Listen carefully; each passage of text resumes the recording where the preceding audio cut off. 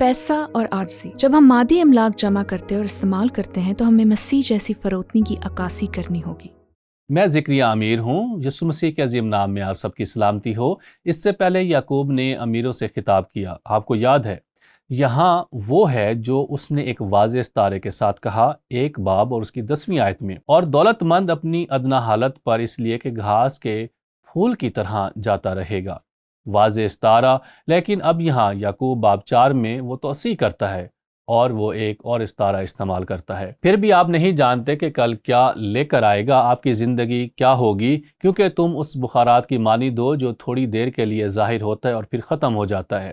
یعقوب نے بائبل کی سچائی کو حاصل کرنے کے لیے کچھ طاقتور استعاروں کا استعمال کیا۔ اب وہ یہاں جس چیز سے نمٹنے جا رہا ہے وہ غرور ہے اور تکبر۔ وہ اس حقیقت سے نمٹنے والا نہیں ہے کہ اس کے پاس مادی چیزیں ہونا یا ان کے پاس بہت زیادہ پیسہ ہونا غلط تھا۔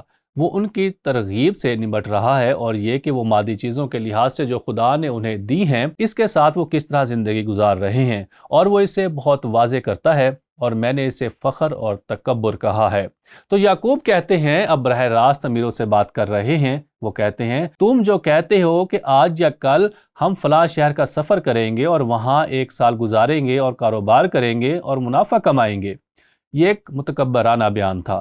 یہ خود پر توجہ مرکوز ہے، میں یہ کر سکتا ہوں، میں شہر جا سکتا ہوں، میں سرمایہ کاری کر سکتا ہوں، میں پیسہ کما سکتا ہوں، اور میری طرف دیکھو اور دیکھو میرے پاس کیا ہے۔ یہ جوہر میں ہے کہ یعقوب یہاں کیا کر رہا ہے، اور آگے کہتا ہے، پھر بھی آپ نہیں جانتے کہ کل کیا لے کر آئے گا، آپ کی زندگی کیا ہوگی، کیونکہ تم اس بخارات کی مانند ہو جو تھوڑی دیر کے لیے ظاہر ہوتا ہے اور پھر غائب ہو جاتا ہے۔ اس کے بجائے آپ کو کیا کہنا چاہیے، اگر خدا چاہے تو ہم زندہ رہیں گے اور یہ یا وہ کریں گے۔ دوسرے لفظوں میں وہ یہ نہیں کہہ رہا ہے کہ اس شہر اور اس شہر میں جانا غلط ہے اور پیسہ کمانا غلط ہے، لیکن آپ کو ہمیشہ یہ کہنا چاہیے، اگر خدا نے چاہا تو میں اس کی مرضی کے مطابق زندگی گزاروں گا اور میں یہ چیزیں کرنے جا رہا ہوں، اور اگر میں نے کچھ بھی کیا ہے تو یہ اس کے کریڈٹ اور اس کی شان کے لیے ہے۔ یہ رویہ ہے اور یہ وہ جذبہ ہے جس میں ہم یہ کام کرتے ہیں، اور اس طرح وہ یہاں ان مذہبی لوگوں کے درمیان ایک سنگین مسئلے سے نمٹ رہا ہے، یہ یہودی جنہوں نے مسیح کا دعویٰ کیا ہے،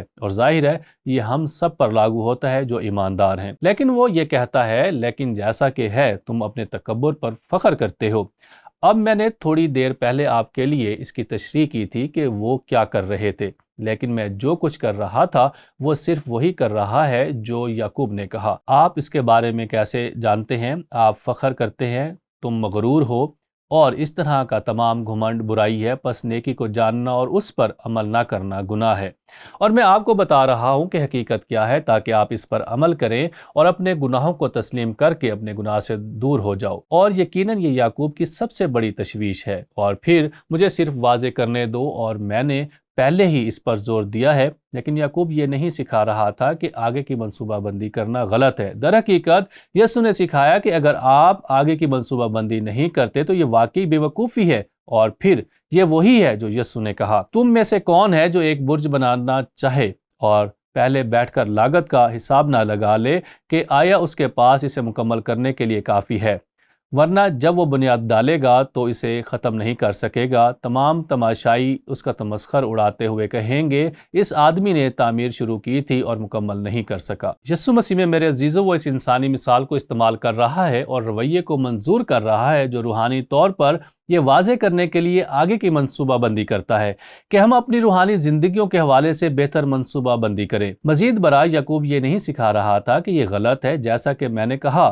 مادی اثاثے جمع کرنا، تاہم یہ غلط اور گناہ ہے جب ہم خدا کو منصوبے سے باہر چھوڑ دیتے ہیں، اور وہ خدا کے منصوبے سے باہر چھوڑ رہے تھے، اور اگر خدا شامل بھی تھا تو وہ ثانوی درجے پر تھا۔ ایک بار پھر یعقوب اس بات پر زور دے رہا ہے جو یسوع نے پہاڑی واز میں سکھایا تھا، اور بار بار آپ اسے دیکھتے ہیں۔ مجھے یقین ہے کہ یسوع نے اسی چیز کی طرف واپس جانا ہے جب یسوع نے کہا متی 6 باب اور اس کی 33ویں آیت میں، لیکن پہلے خدا کی بادشاہی اور اس کی راست بازی کو تلاش کرو، یہ سب چیزیں تمہیں مہیا کی جائیں گی۔ دوسرے لفظوں میں یہ ترجیحات کا معاملہ ہے، اور ہم جو کچھ بھی کرتے ہیں اس میں خدا کو اولویت دیتے ہیں۔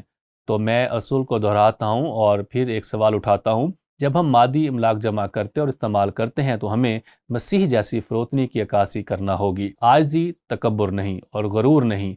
تو یہاں سوال ہے، کچھ مخصوص رویے اور اعمال کیا ہیں جو یہ ظاہر کرتے ہیں کہ ہم اپنے مادی املاک کے تعلق سے زندگی گزارنے کے لیے اس اصول کو لاگو کر رہے ہیں؟ ایک بار پھر میں چاہوں گا کہ پالوس اس سوال کا جواب دے، کیونکہ وہ تیموتھیوس کے نام اپنے پہلے خط میں بہت اچھا کام کرتا ہے، اور میں اسے دولت مندوں کے لیے ایک لفظ کہتا ہوں۔ اور غور کریں کہ پالوس نے کیا کہا۔ تیموتھیوس ان لوگوں کو ہدایت دے جو موجودہ زمانے میں امیر ہیں، تکبر نہ کرے اور نہ ہی دولت کی بے یقینی پر امید رکھیں، بلکہ خدا پر جو ہمیں لطف اندوز ہونے کے لیے ہر چیز فراہم کرتا ہے۔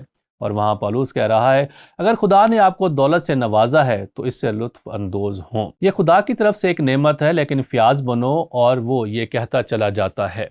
تیموتھیوس کو ہدایت دے کہ وہ نیکی کریں، اچھے کاموں میں دولت مند بنیں، فیاض اور بانٹنے کے لیے تیار رہیں، آنے والے زمانے کے لیے اچھی بنیاد کے طور پر اپنے لیے خزانے جمع کریں، تاکہ وہ اس چیز کو پکڑ سکیں جو حقیقی زندگی ہے۔